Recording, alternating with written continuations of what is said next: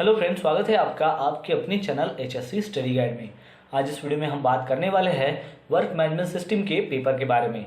तो इसका जो पेपर 1 आता है वो है वर्क मैनेजमेंट सिस्टम फ्रेमवर्क। तो इस क्वेश्चन पेपर में आपको कौन से सवाल पूछे जा सकते हैं और उसका आपने किस तरीके से आंसर देना चाहिए वो आज इस वीडियो में हम जानने वाले हैं। तो चलिए शुरू करते हैं। तो दोस्तों, वीडियो स्टार्ट करने से पहले मैं आपको बता दूं कि वर्क मैनेजमेंट सिस्टम फ्रेमवर्क के बारे में मैंने ऑलरेडी डिटेल में एक वीडियो बनाया है। अगर आपने वो वीडियो नहीं देखा है तो नीचे डिस्क्रिप्शन में उसकी लिंक दी गई है, आप जाकर उसको देख सकते हो। दोस्तों, और एक बात आपको यहाँ पर ध्यान में रखनी है कि ये जो क्वेश्चन और आंसर हम यहाँ पर देखने वाले हैं ये ज़्यादातर आपको पूछे जाते हैं, लेकिन अगर आपको डिटेल में अगर जानकारी चाहिए तो उसके लिए आपको ये वीडियो देखना बहुत ही ज़रूरी है, क्योंकि हमें ये पता नहीं होता है कि ये जो क्वेश्चंस है वो कभी भी चेंज हो सकते हैं। तो इसलिए आपने उस वीडियो को डिटेल में जानना बहुत ही ज़रूरी है। तो चलिए अब स्टार्ट करते हैं आज की वीडियो। तो पहला क्वेश्चन आपको पूछा जा सकता है कि वर्क मैनेजमेंट जो सिस्टम है वो एक सेफ्टी टूल है कि जिसकी सहायता से आप ये इंश्योर कर सकते हो कि जो वर्क है वो प्रॉपरली कंट्रोल, कोऑर्डिनेटेड और कम्युनिकेटेड किया जा सकता है। तो ये ट्रू है कि फॉल्स है, ये आपको बताना है। फिर उसके बाद का क्वेश्चन है कि एडनॉक वर्क मैनेजमेंट सिस्टम जो फ्रेमवर्क है वो डिस्क्राइब करता है की एस्पेक्ट्स और रिक्वायरमेंट्स एचएससी क्रिटिकल प्रोसेसेस के। तो उसमें क्या इंक्लूड होता है across all ADNOC group companies में। तो वो जो फिलिंग ब्लैंक्स है वो आपको यहाँ पर भरना है।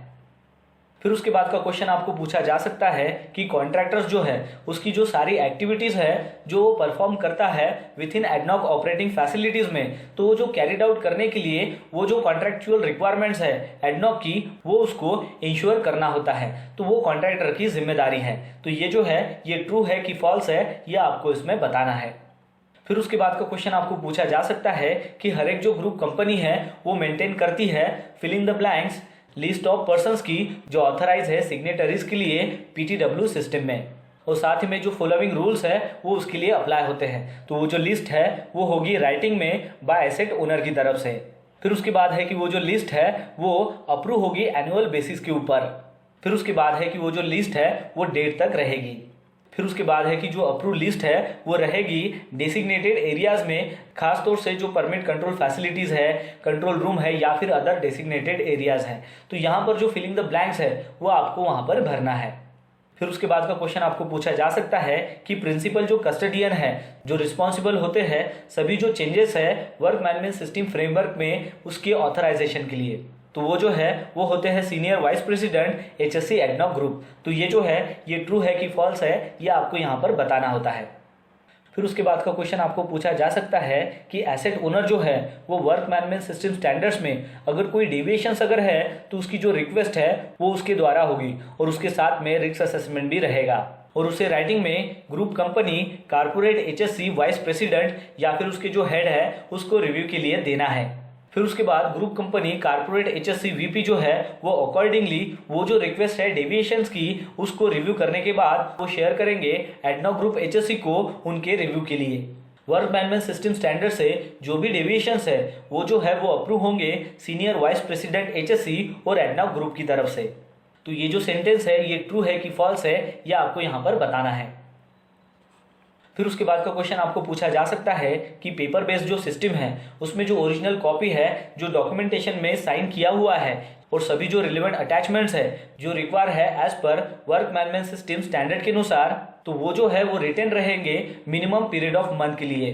साथ ही में जो कंपनीज इलेक्ट्रॉनिक सिस्टम का यूटिलाइजेशन करती है तो अप्रूवल्स की जो मेजॉरिटीज है और जो अटैचमेंट्स है वो ऑटोमेटिकली जो है वो सिस्टम में अर्चीव हो जाती है, और जो अदर हार्ड कॉपीज है जो कंटेनिंग करती है और जो इन्फॉर्मेशन जो इलेक्ट्रॉनिक सिस्टम में कैप्चर नहीं है और वो जो है वो डॉक्यूमेंटेशन का एक पार्ट है, तो वो जो है वो रिटेन रहेगी मिनिमम पीरियड ऑफ टाइम तक। तो ये जो फिलिंग द ब्लैंक्स है वो आपको यहाँ पर भरना है। फिर उसके बाद का क्वेश्चन आपको पूछा जा सकता है कि एसेट ओनर जो है वो रिस्पॉन्सिबल है कॉम्पिटेंट वर्क मैनेजमेंट सिस्टम जो सिग्नेटरीज है उनको ऑथराइज और अपॉइंट करने के लिए, और ये तब होगा कि जब पर्सन्स जो है वो सक्सेसफुली कंप्लीटेड करेंगे जो भी रिलेवेंट ट्रेनिंग्स है जिसमें फॉर्मल रिटन टेस्ट आएगी और प्रैक्टिकल असेसमेंट होगा। तो ये जो है ये ट्रू है कि फॉल्स है, ये आपको इसमें बताना है। फिर उसके बाद का क्वेश्चन आपको पूछा जा सकता है कि जो ऑडिट टाइप्स है उसको आपको करेक्टली मैच करना है। तो टायर 1, टायर 2, टायर 3 ऐसे जो वर्क मैनेजमेंट सिस्टम के जो ऑडिट्स है उसको आपको करेक्टली जो है वो यहाँ पर मैच करना है। तो उसके लिए ऑप्शन ए दिया है इंडिपेंडेंट असेसमेंट, ऑप्शन बी दिया है डेली मॉनिटरिंग और ऑप्शन सी दिया है एडनॉक ग्रुप कंपनी की तरफ से असेसमेंट जो एनुअल बेसिस है। तो ये जो है ये आपको करेक्टली यहाँ पर मैच करना है।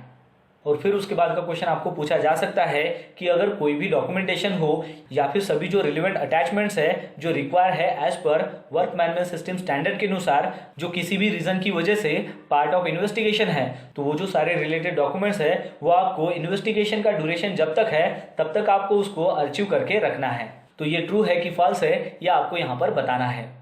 तो दोस्तों इस प्रकार जो है हमने यहाँ पर टोटल 10 क्वेश्चंस देखे हैं। तो इसके जो आंसर है वो कुछ इस प्रकार है।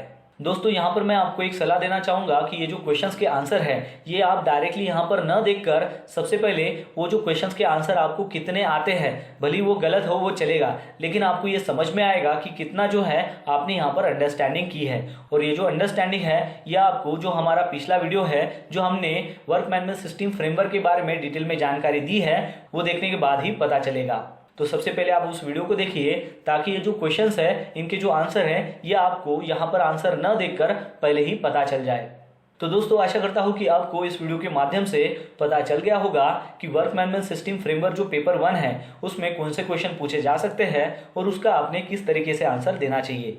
तो बस आज के लिए इतना ही, मिलते हैं नेक्स्ट वीडियो में एक नए टॉपिक के साथ में।